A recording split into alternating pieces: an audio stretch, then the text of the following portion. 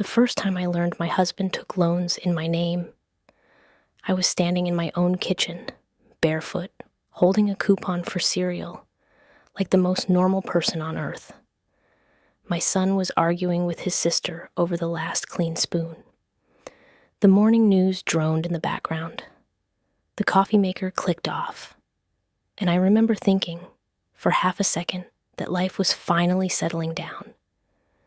Then the phone rang. Not my cell, the landline. We still had one because my husband, Derek, liked to say it made us look stable. Like stability was something you could perform into existence. I almost let it go to voicemail, but something, a little tug in my stomach, made me pick up. "Ms. Natalie Brooks?" a woman asked, crisp and polite, like she was reading my name from a script. "Yes," I said, distracted. "This is Cobalt Financial Services. We're calling regarding your personal loan account. The payment is now 38 days past due." My brain stalled. "My what?" I asked. There was a pause, keyboard clicks. Then the woman said, "Your personal loan. Original balance $50,000. Account ending in 9412. I gripped the phone harder. "I don't have a personal loan," I said. Her tone didn't change, but it sharpened just a fraction. "Ma'am, the account is under your Social Security number. We have your digital signature in the file." My mouth went dry. "Can you verify your date of birth?" she asked. I didn't answer. I couldn't, because in that moment, a cold, quiet truth slid into my body. The kind that doesn't scream. It just lands. If there was a loan in my name, and I didn't take it, then someone did. And the only person close enough to know every detail of my identity, every number, every security question, every old address, was the man who slept beside me. The legal and financial anchor hit at them within the first minute of that phone call, and it was brutal in its simplicity. A lender, a past due notice, a 5-figure balance, and the words, "your digital signature." I swallowed hard. "Email me the documents," I said, and my voice sounded like it belonged to someone else. "Of course," she replied. "What is your email address on file?" n.brooks.rosewood. That was my email, the one Derek had helped me set up years ago. "So everything is organized," he said. My stomach turned. "Send it," I said. I hung up and stared at the counter like it might steady me. Then I heard the upstairs shower turn off. Derek. He was humming. He always hummed in the morning, like he was a man with nothing to hide. I didn't confront him immediately, not because I was afraid, but because I needed proof more than I needed his reaction. I opened my laptop with shaking hands and logged into my email. The message arrived in under 2 minutes. Like the universe was eager to be cruel. Subject line: past due notice. Immediate action required. Attached: loan agreement PDF. I clicked it, and there it was. My name typed cleanly across the top. My address. My social security number masked except for the last 4 digits. Digits I knew by heart. Loan amount, $50,000. Term, 60 months. A PR, 14.9%. Disbursement date, 11 months ago. 11 months ago. While I was packing lunches. While Derek told me he was handling the bills. While I believed him because believing him made the day easier. I scrolled down to the signature page. Natalie Brooks. Signed electronically. Timestamp. IP address. I stared until my eyes burned, because the signature looked like mine. Not my handwriting, but my consent. My yes. My I agree. A click. And I had never clicked it. My heart hammered so hard my hands started tingling. I heard Derek's footsteps on the stairs. I closed the laptop too fast, like a child hiding a bad grade. But I wasn't hiding it from him. I was buying myself 10 more seconds to breathe. Derek walked into the kitchen in his work shirt, tie half knotted, smelling like body wash and confidence. "Morning," he said, leaning down to kiss my cheek. I didn't move. He paused. "You okay?" I forced my voice calm. "Did you take out a loan in my name?" I asked. Just like that. No buildup, no softness. Derek blinked once, then laughed. A small laugh, dismissive, like I'd asked if aliens parked in our driveway. "What?" he said. "No." I held his gaze. A lender called. Cobalt Financial. $50,000. Past due. His smile twitched. "That's a scam," he said quickly. "They do that. They call people. Scare them." "They had my email," I said. "They sent documents." Derek's eyes flicked toward the laptop, then back to me. He swallowed.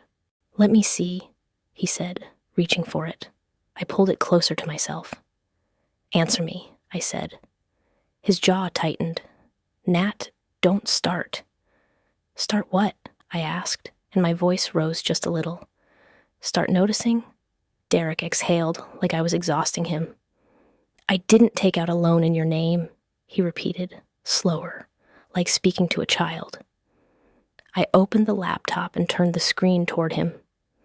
"Then explain this," I said. He glanced at it, and for a split second, a microsecond, something flashed across his face. Not confusion. Recognition. Then he smoothed it away like he'd trained his features. He leaned in, squinted at the screen. "See?" he said. "Electronic signature. Anybody can do that. It's fraud. We'll dispute it." "We?" I repeated. "Yes," he said, too fast. "We'll call them. We'll tell them it's not you." "Why is the email on file my email?" I asked. Derek shrugged. "Scammers find anything." "And why is the mailing address our house?" I asked. "Why is it my social security number? Why is it 11 months ago, Derek?" He straightened, irritation creeping into his voice. "Because someone stole your identity, Natalie," he snapped. "God, why are you acting like I did it?" I stared at him, because he didn't say, "That's impossible." He didn't say, "Let's go to the police." He didn't say, "Show me everything." He said, "Why are you acting like I did it?" A defensive question, a tell. I kept my voice quiet. "Did you open it?" I asked again. Derek's eyes hardened.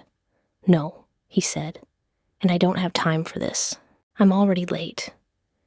He grabbed his coffee, grabbed his keys, and headed for the door. Then he turned back like he remembered he needed to look like a good husband. "Don't worry," he said, voice suddenly soft. "I'll handle it." Handle it. Those words used to comfort me. Now they sounded like a confession. After he left, I stood in the kitchen for a long time, staring at the closed door. Then I did the one thing that saved me later. I documented. I downloaded the PDF. I saved the email. I took screenshots of the timestamp and the IP address. I wrote down the call time and the phone number. Then I pulled my credit reports, all 3 bureaus. I told myself I was just checking, just confirming it was a mistake. But the moment the report loaded, my stomach dropped. The Cobalt loan wasn't the only account. There was another installment loan, opened 14 months ago for $22,000. Another, opened 6 months ago, $15,500. A credit line, $10,000.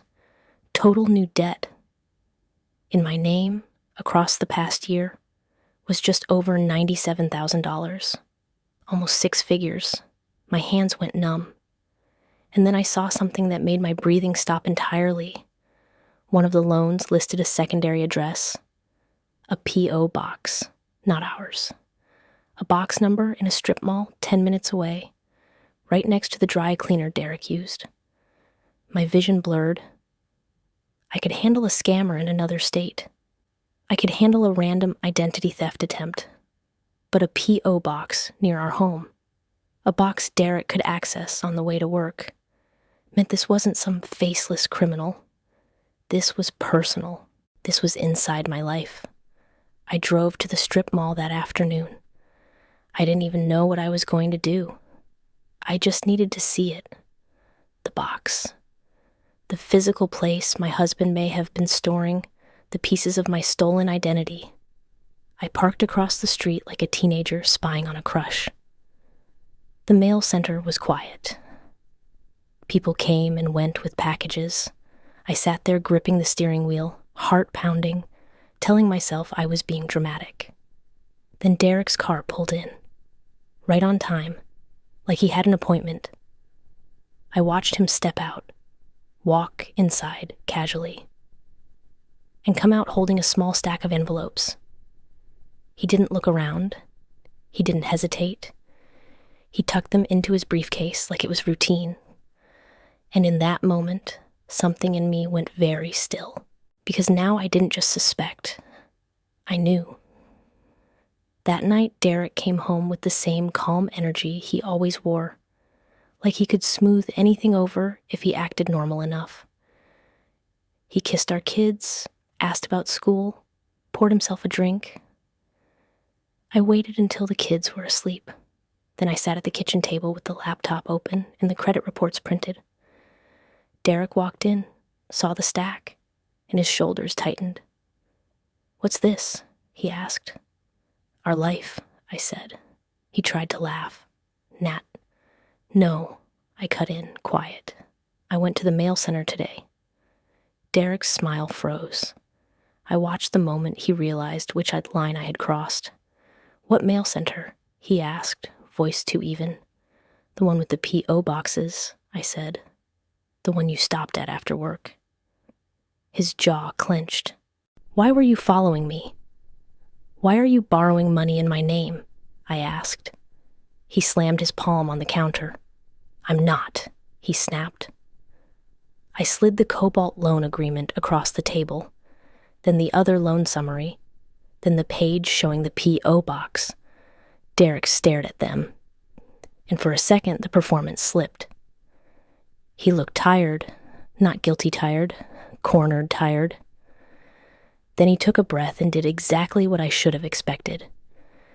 He tried to turn it into my fault. "You don't understand what you're looking at," he said, voice low. "You're spiraling." "I'm reading numbers," I replied. "Numbers don't spiral, Derek. People do." He leaned forward, eyes sharp. "I told you it's fraud," he said. "Someone stole your identity." "Then why do you have the mail?" I asked. His eyes flicked away, just for a second. Then he said, "Because I was trying to protect you." The audacity made my stomach flip. "Protect me," I repeated. "By hiding loan statements from me?" Derek's voice hardened. "I didn't want you stressed," he said. "You worry too much. It's unhealthy." I stared at him, heart pounding. "So you opened loans in my name to spare me stress," I said slowly, "and you think that sounds reasonable?" He lifted his hands in frustration. "You're twisting it." "Tell me the truth," I said. Derek exhaled, rubbed his forehead, and finally said the sentence he probably rehearsed in his head 100 times. "It was temporary," he said. My chest tightened. "So you did it." "It wasn't like that," he rushed. "It wasn't malicious. I had a cash flow issue. My commission got delayed. The business needed a bridge. And the banks move faster when the credit is clean." The words hit in layers. Business, bridge, credit is clean. He had used my clean credit like a resource, like a tool, like I was not his wife, but his backup plan. "How much?" I whispered. He hesitated. "How much total?" I asked again, louder. Derek's eyes narrowed. "I don't know," he said. "It changes." My stomach dropped. It changes, I repeated, like this is weather. He snapped. Stop talking to me like I'm some criminal. You took loans in my name, I said. That's identity theft. Derek leaned in, voice low and dangerous. Careful, he said. Don't say things you can't take back. I felt cold all over, not because he scared me physically. Though there was an edge to him, I hadn't seen this clearly before, because he was still trying to control the narrative. Even after the truth was printed in black ink, I stood up slowly. I'm calling a lawyer, I said. Derek laughed, sharp. You're going to blow up our family because of paperwork? Because of fraud, I corrected. He stepped closer, eyes hard. If you go legal, he said, you'll regret it. Is that a threat? I asked, quiet. He smiled without warmth. It's reality, he said. Those debts, if you make me your enemy, they won't just be my problem. He wanted me to feel trapped. He wanted me to think the only way out was to cooperate. And the terrifying part was he wasn't entirely wrong. Because in many places, in many systems, the spouse whose name is on the paper is the one the creditors chase, even if the spouse never knew. That night, I didn't sleep. I listened to Derek breathing beside me, steady, unbothered, like a man who believed he could talk his way out of anything.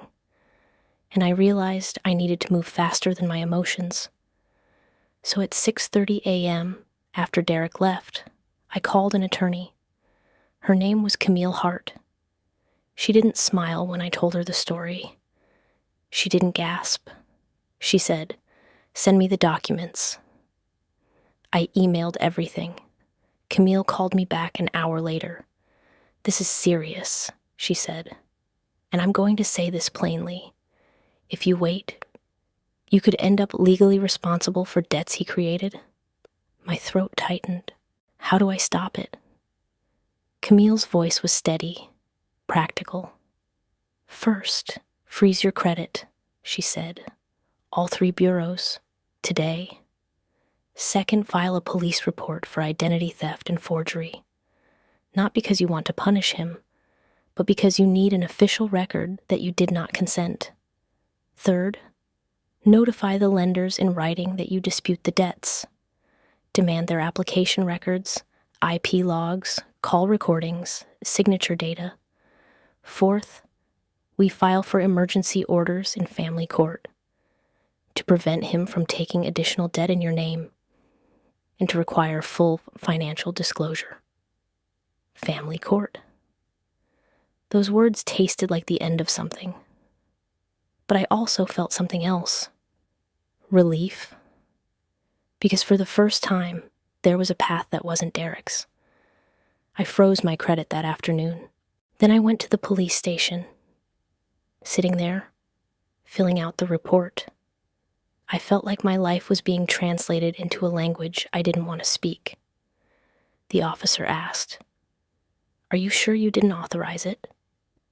I looked him in the eye. "If I didn't sign," I said, "I didn't authorize." He nodded, typed, printed the report number. When I walked out, I felt exposed and strangely stronger, because now the truth existed outside my marriage. It existed in a record. That night, Derek noticed something was different before I said a word. He watched me move through the kitchen with a calm he didn't recognize. "What did you do today?" he asked. I met his eyes. "I filed a police report," I said. The color drained from his face so fast it almost looked theatrical. "You... what?" he whispered. "I filed a report for identity theft," I said, voice steady, "and I contacted an attorney." Derek's eyes flashed with anger.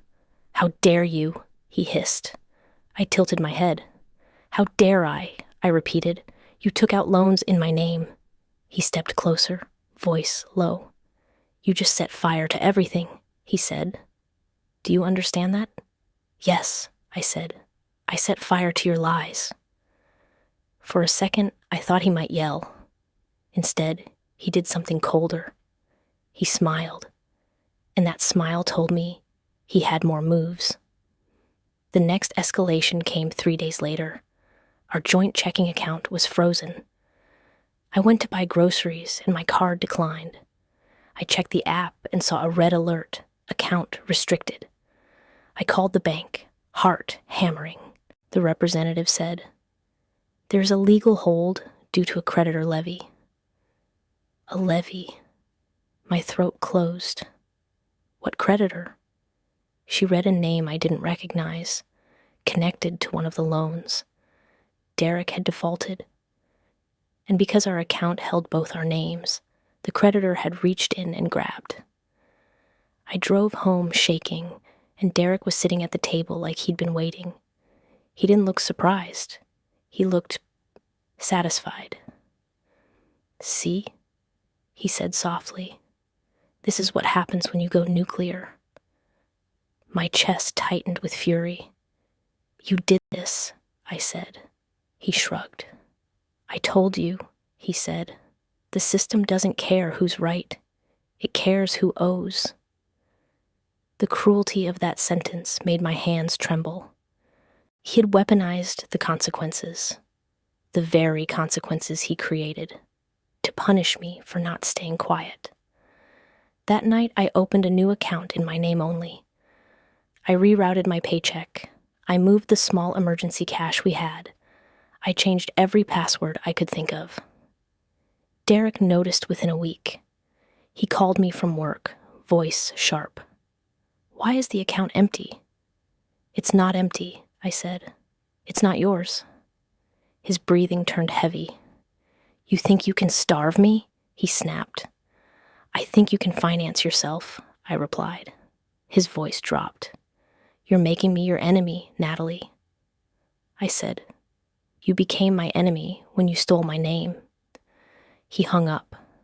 Then he escalated in a way I didn't anticipate. He filed first, not for divorce, for custody. He filed an emergency motion claiming I was unstable, erratic, harassing him, and that my police report was false. My stomach dropped when Camille called me. "He's trying to control the court narrative," she said. "Classic. He's making you look irrational, so your fraud claims look like revenge."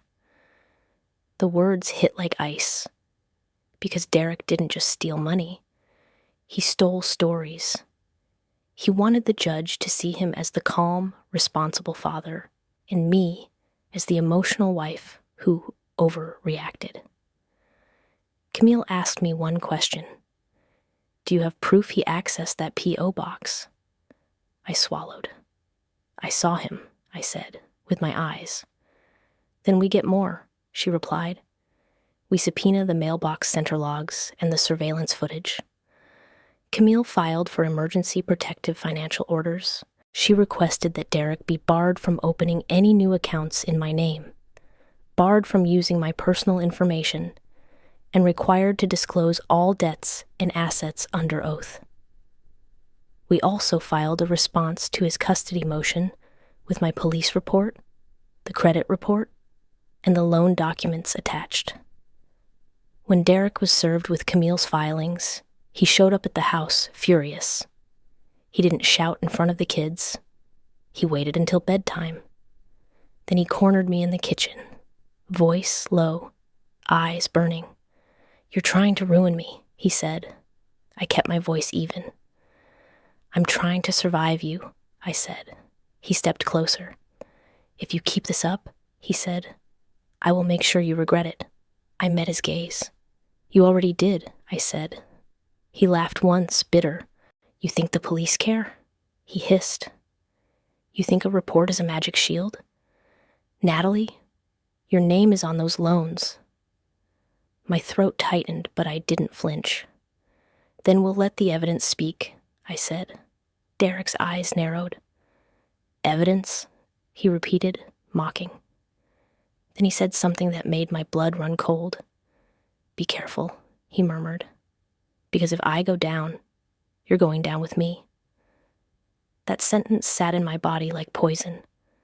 because it told me the truth. He wasn't afraid of hurting me. He was counting on it. The court hearing for temporary orders came fast. Derek arrived in a tailored suit, calm face, gentle voice, like he was auditioning for Responsible Man of the Year. He told the judge I was paranoid. He said I was confused about finances.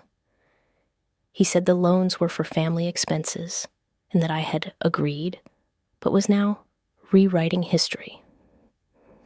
Camille didn't argue emotion. She argued records. She presented the loan applications showing my digital signature. She presented the IP addresses. She presented the P.O. box address and the fact that statements were diverted. She presented the credit freeze timeline and the police report number. Then she asked the judge for a simple order: stop new debt, compel disclosure, and protect my access to income.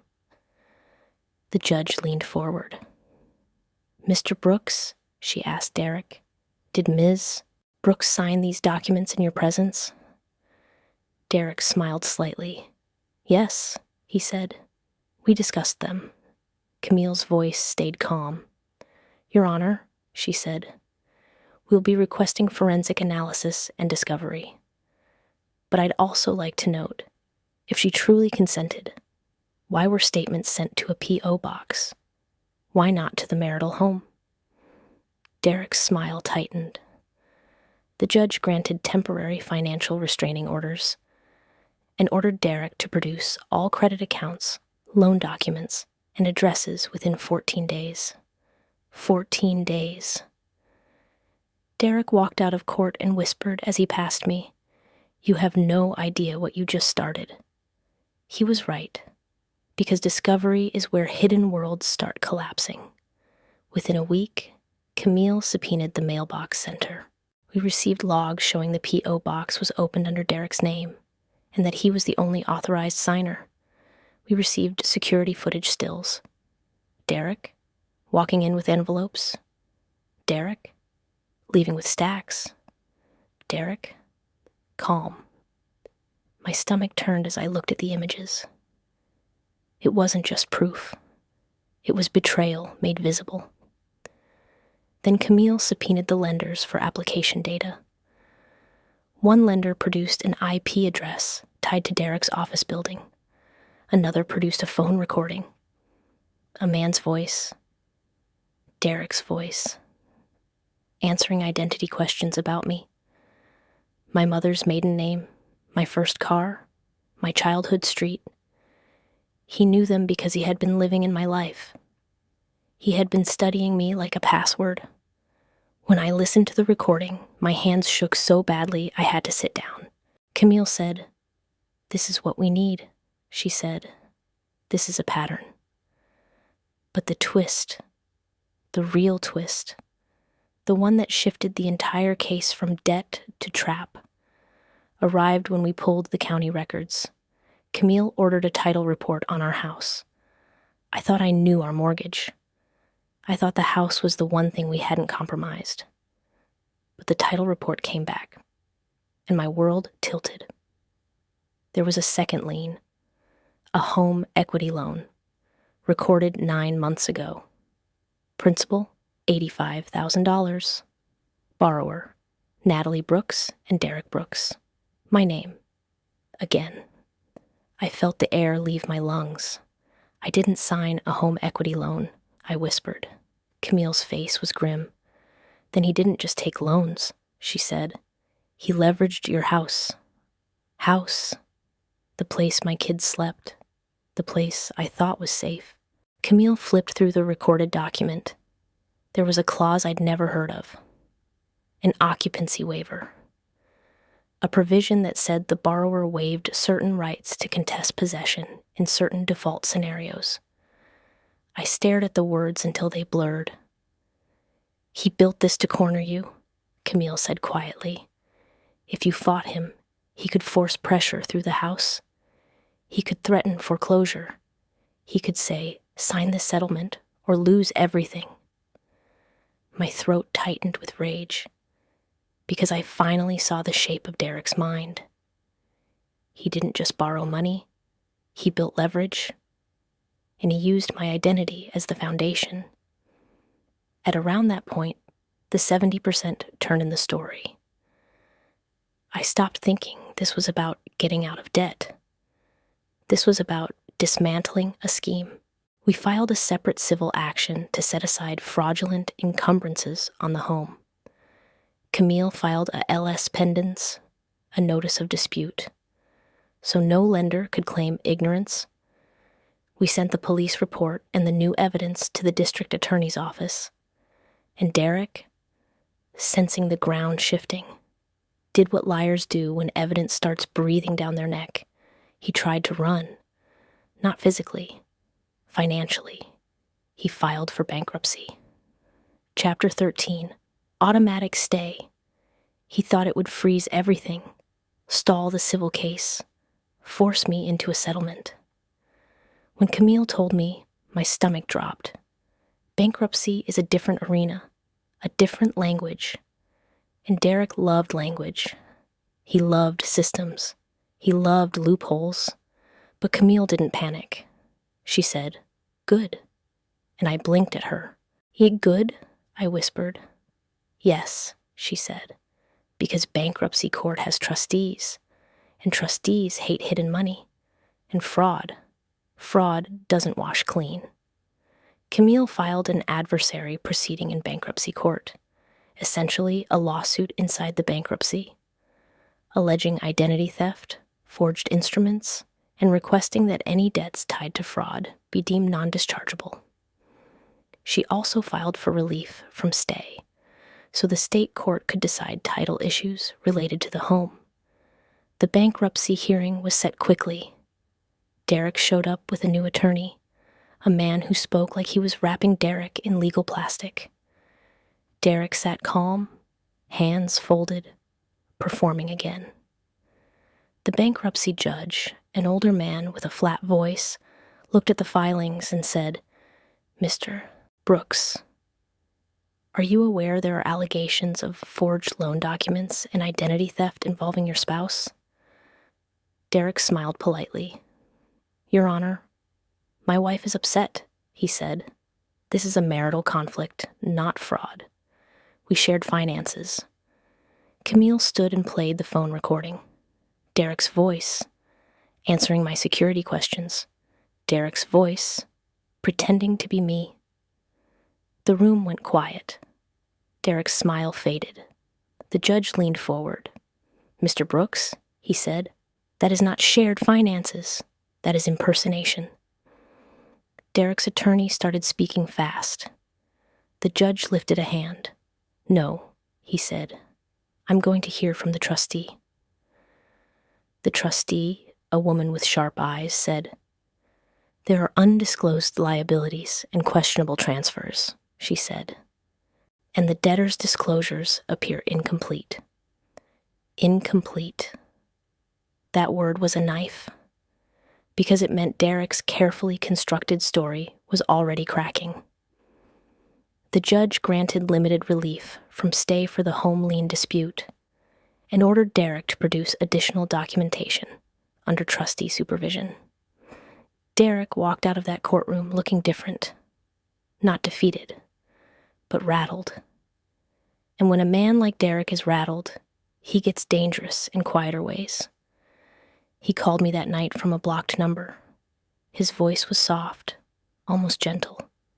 "Natalie," he said, "we need to stop this." I didn't answer. "I can make this right," he continued. "I can pay the loans. I can close accounts. But you have to cooperate. Cooperate." "Money went," I said. He hesitated. Money went," I said. He hesitated. I listened to his breathing through the line.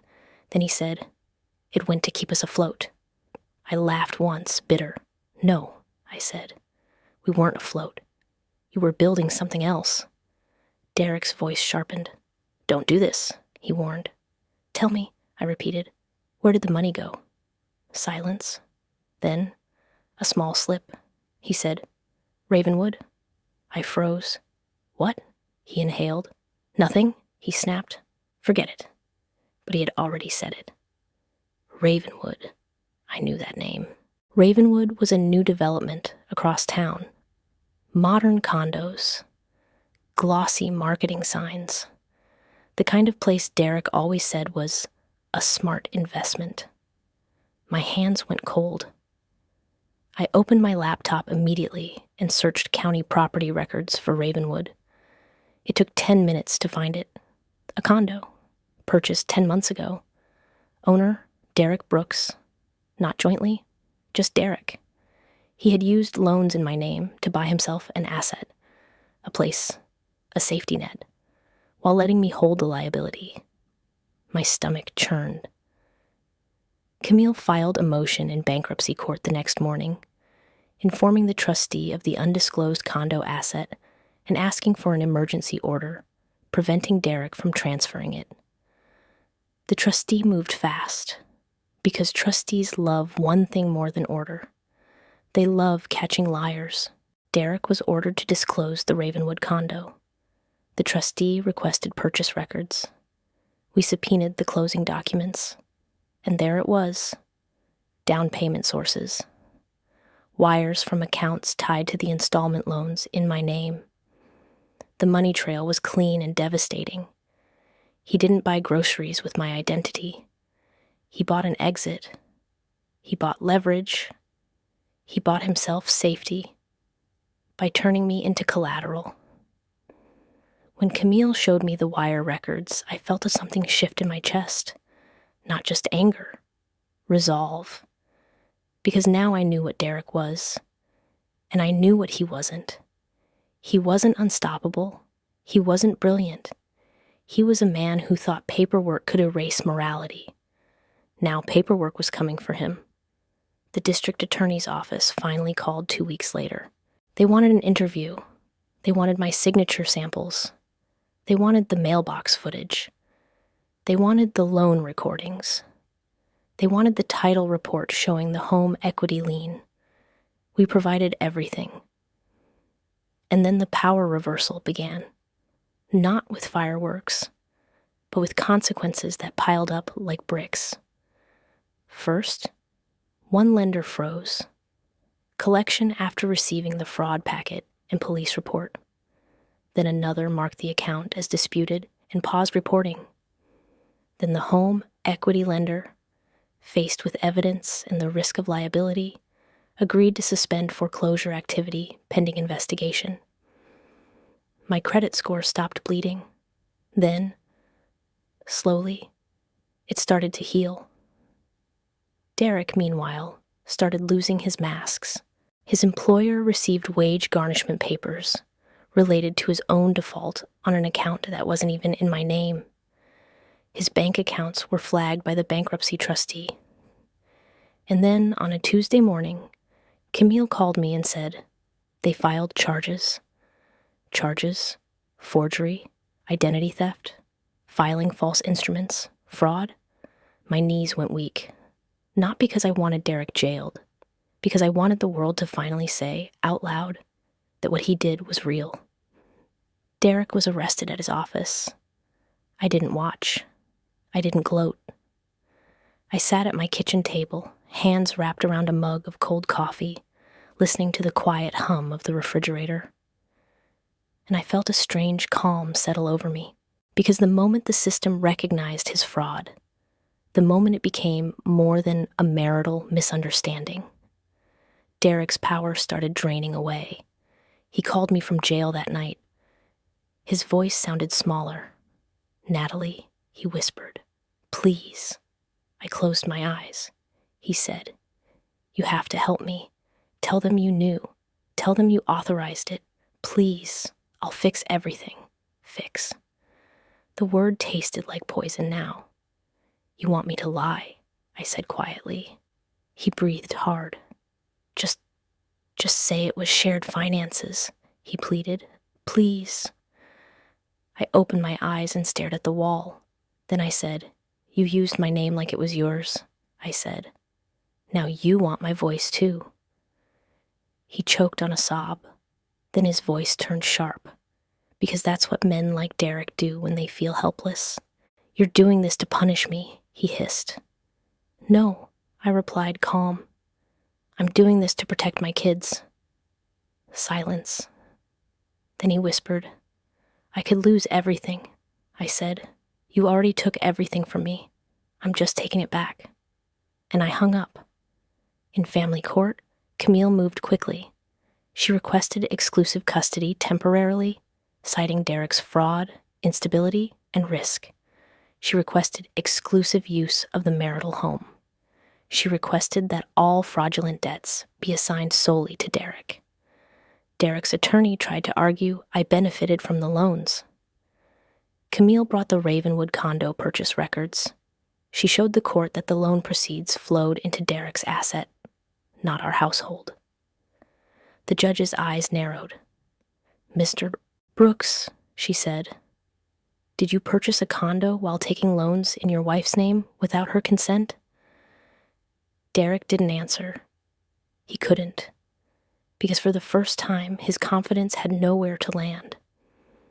The judge granted temporary orders in my favor: exclusive occupancy, financial restraining orders, disclosure requirements, and most importantly, the court ordered that Derek could not use or access my personal information for any reason. It was a piece of paper, but it felt like a lock finally clicking into place.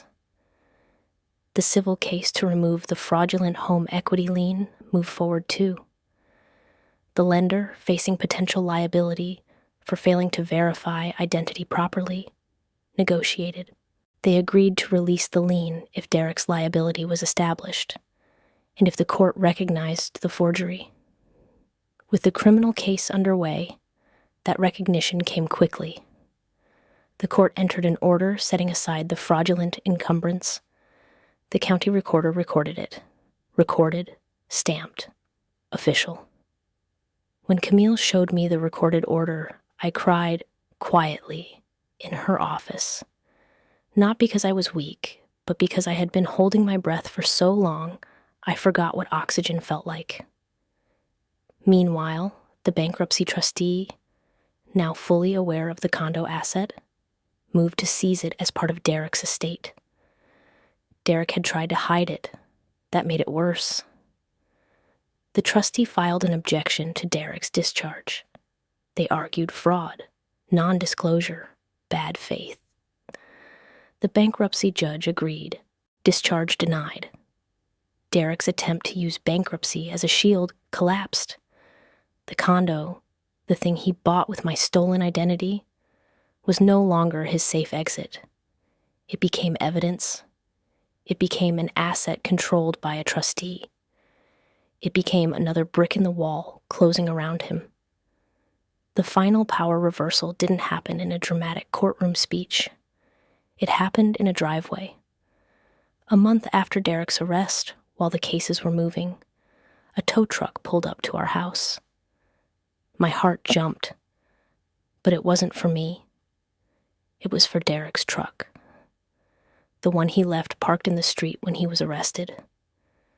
The tow driver knocked and said, "Repossession order," like it was nothing personal. I watched from the doorway as the truck was lifted, chained, hauled away, and I realized Derek was watching too, from the passenger seat of a police car. He had been transported for a hearing, and the deputy had pulled up out front briefly to pick up a paperwork from the house. Derek's eyes met mine through the window. For the first time, he looked like a man who understood that no amount of smooth talking could protect him from consequences. He opened his mouth like he wanted to say something, but there was nothing left, because his leverage was gone. His hidden accounts were exposed. His P.O. box was documented. His recordings were played in court. His condo was seized by a trustee. His discharge was denied. And the debts he tried to drape over my shoulders were being traced back to him, with wires, timestamps, footage, and his own voice. Weeks later, the lenders began issuing final determinations on my fraud disputes. 2 loans were removed from my credit file. One was reclassified as identity theft and shifted to Derek's liability. The installment lender offered a settlement that did not involve me at all, because they didn't want a public trial exposing their weak verification process. The home equity lender formally released the lien.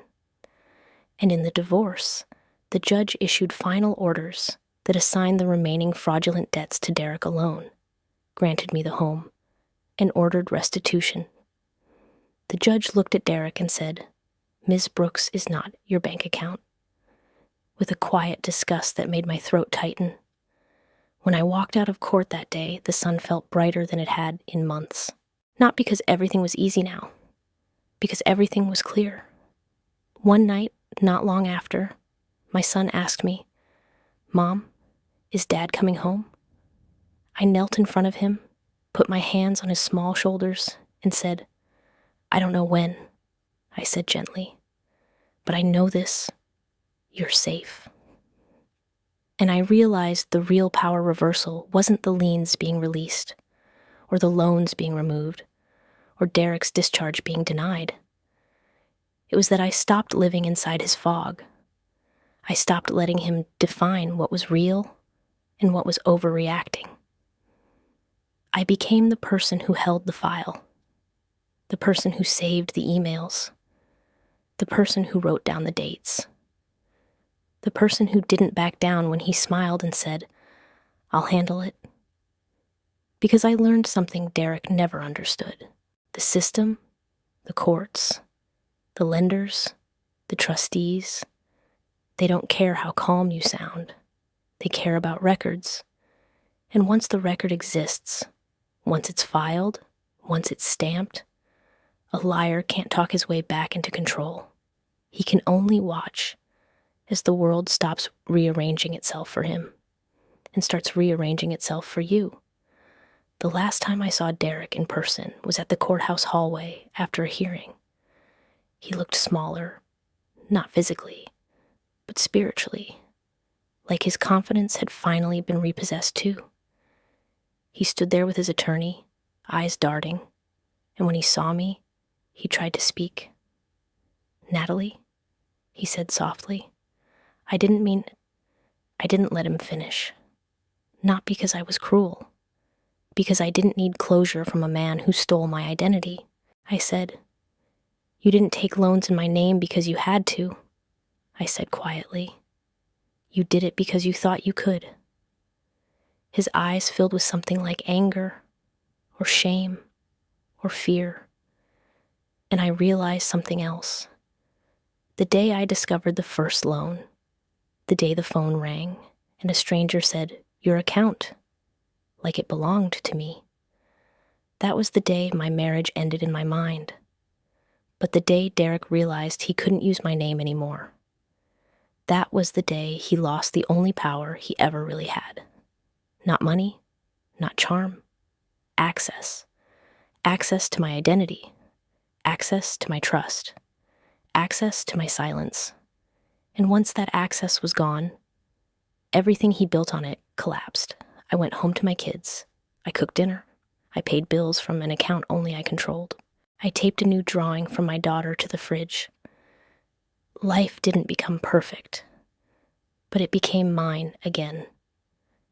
And every time I walk past the mailbox now, our real mailbox, at the end of the driveway, I feel something steady in my chest, because it reminds me of the simplest truth Derek tried to erase. My name is not his tool. My life is not his line of credit. And the moment I stopped being afraid of making it legal was the moment the truth stopped being a private pain and became a public fact. That's what saved me.